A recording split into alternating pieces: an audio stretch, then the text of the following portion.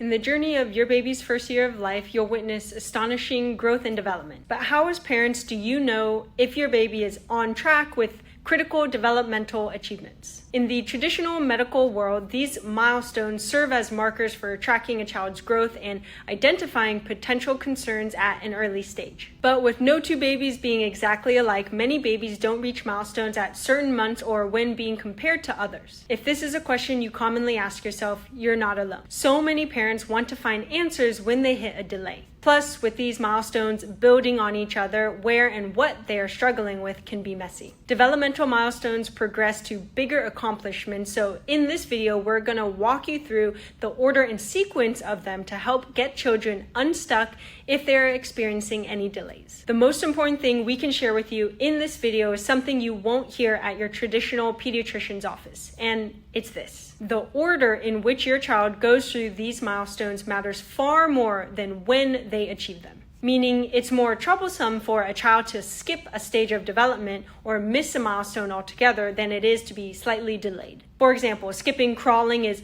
more troublesome and problematic for their overall brain and neurological development than being a couple of months late in talking, walking, and so forth. We're more concerned with the order in which these milestones and developmental stages happen and how well they are linked or coordinated together. Looking at things on the calendar and by age helps us become aware of potential challenges and developmental delays, but it does nothing to help us identify the root cause of that potential problem or develop an action plan to help your baby get back on track. To keep it simple, the development of the nervous system happens in 3 primary phases. Phase 1 is the foundation of development for your precious newborn baby. Phase 1 includes eating, sleeping, pooping, and respiratory and immune function. Phase 2 is to work through movement and coordination, and to get technical, the first part of Phase 2 very much overlaps with the timing of Phase 1. You've often heard your pediatrician or PT mention walking comes before talking, and to expand on that, speech and higher level cognitive function comes after not only walking,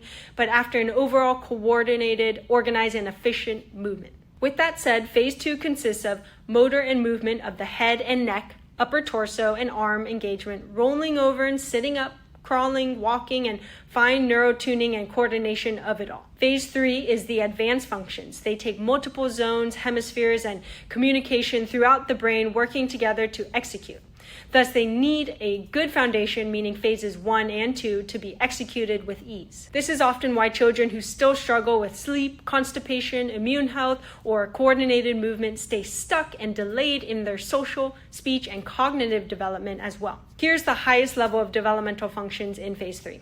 Speech and communication, socialization and play, behavioral and emotional regulation, and cognition and learning. The number one factor that we see over and over again that contributes to missed baby milestones is birth trauma and stress in early development. Birth trauma, or in utero stress specifically, can affect crucial brainstem and cerebellum regions and their wildly important role in developmental milestones. Birth can be traumatic for your baby for numerous reasons, including the baby's position in utero, the duration of the birth process, or birth interventions like C-section, vacuum, or forceps. These all cause high levels of physical tension on the delicate tissues of the brainstem and upper neck, which house the vagus nerve and are responsible for autonomic nervous system regulation and function, motor tone and coordination, immune and digestive function, and so much more. The impact of these various physical stressors on a developing baby's nerves and muscles in the head, neck, and upper torso is significant. This leads to subluxation, which is often the most underestimated and overlooked aspect when considering developmental delays and neurodevelopmental challenges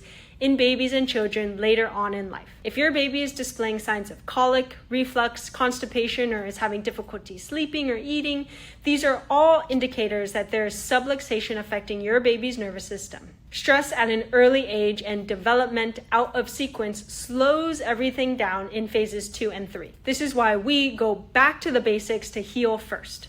That's the catalyst for what needs to come next. It all starts with finding out to what degree and where precisely within your baby's nervous system their tension and subluxations lie. We always start with an in-depth case history and examination of your baby, and also we utilize technology called insight scans.